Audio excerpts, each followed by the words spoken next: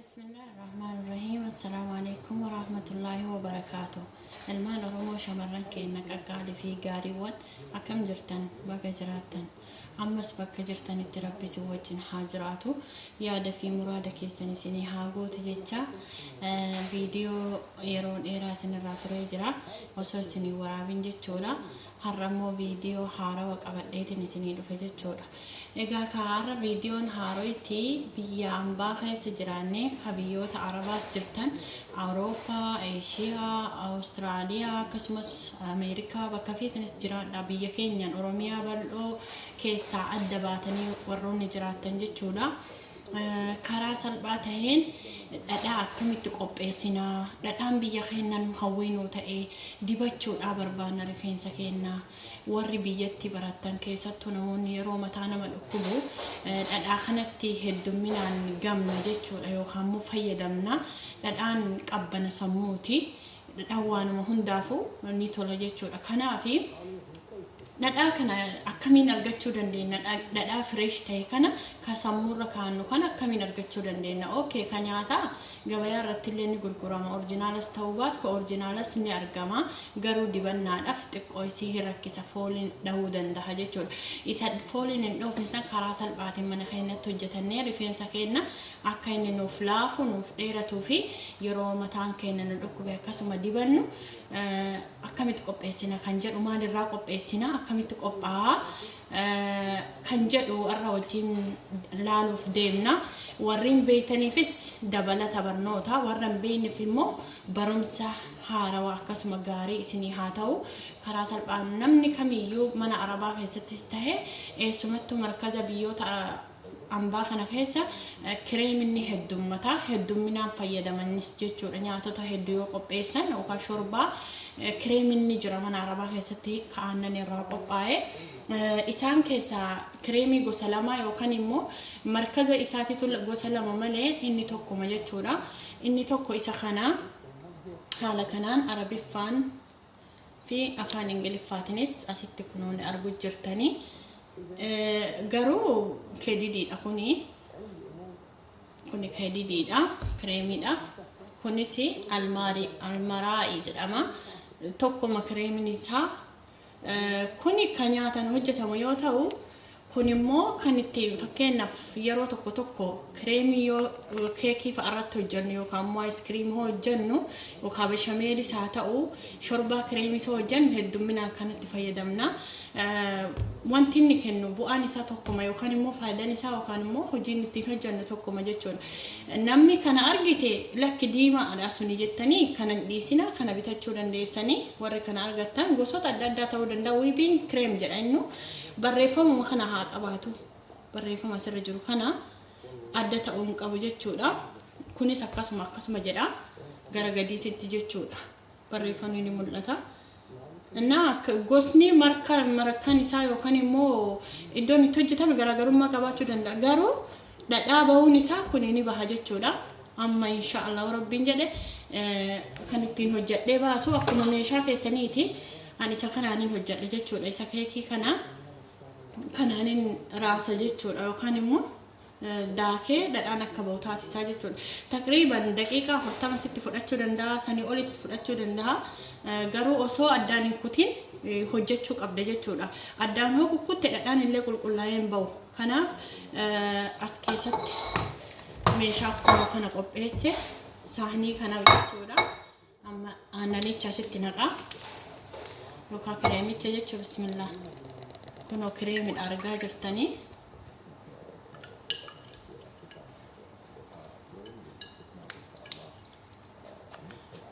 lachuu walitti makaa.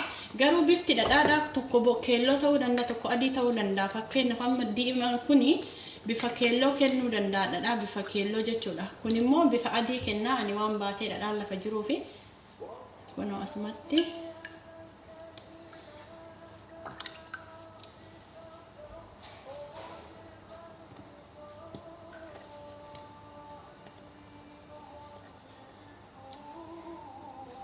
akkasitti amma nin jalqaba jechuudha. inshallah.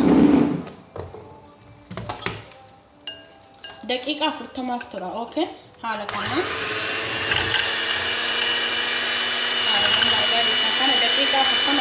kutu daqiiqaa 40 booda walitti deebina inshallah. Akkuma argaa jirtan ni hoomachaa. Akkuma argaa jirtan kun ni hoomachaa jechuudha. Hoomachate jechuudha. Amma gara inshallah yeroo inni kalaa isin argisiisa daqiiqaa 10 booda bi'iznillah.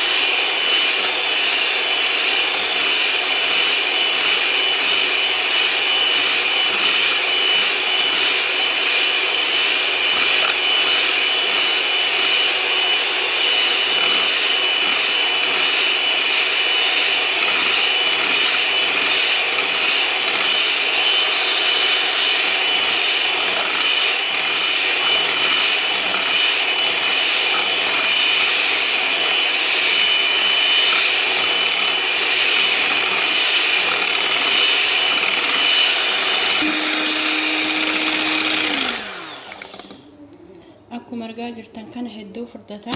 Amma gara dhadhaa ba'uutitti kalaa waan ta'eef furdate jechuudha inshallah. Hin argitanii gizee gara dhadhaatitti geeddarame inshallah hundi keessaniyyuu.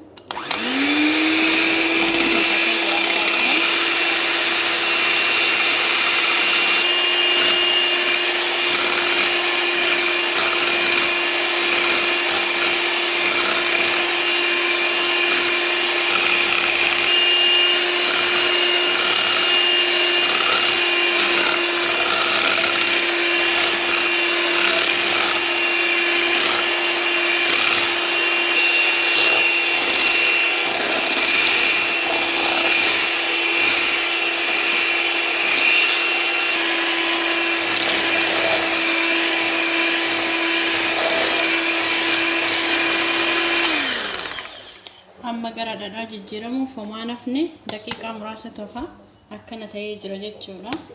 Inshallah amma dhadhaatti jijjiiramu jira jechuudha inshallah.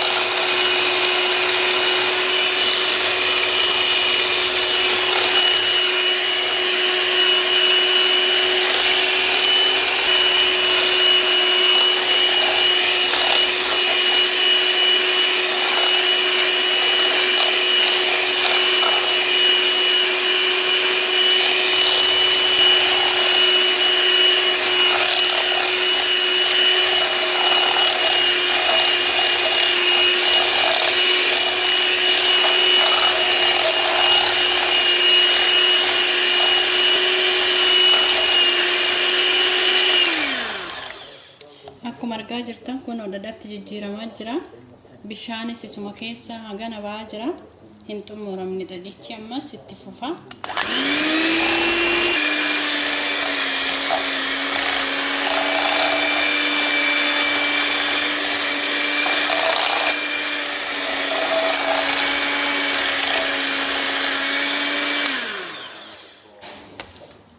Egaa obboleeyyan kiyya akkuma argaa jirtan asirrattis ni mul'ata. Dhadhaa ta'uun isaa ifaaf bilisa. Kun akkuma argaa jirtan geessinee jira alhamdulillah. Galanni ka rabbii guddaati. Dhadhaanis kun kana fakkaata. Hundi keenya mana keenya teenne akkanatti keessaa baafannee dhadhaa dibachuun haaluma salphaatti dhadhaa biyya yaannee dhadhaa dhabnee dhadhaan hin jiru way an dhadhaa dur biyyattiin hin dibadhaa amma biyya namaa keessatti gaagartee dhadhaan hin argamu jechuun hin dandahamu. Kun akkuma argaa jirtan dhadhaan baase ilaaluu ni dandeettan jechuudha. Asirraa waan baay'ee barattanii isaa lamaan sanirra kana tokko baase hagana baase jechuudha dhadhaa.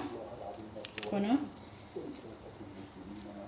dhadhaadha kun dhadhaa qulqulluudha.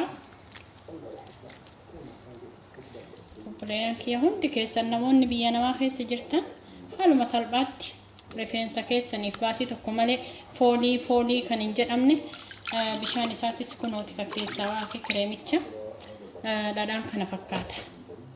Hundi keenya akka dhadhaa kanatti baastanii dibattan abdii guddaa qaba ilmaan Oromoo.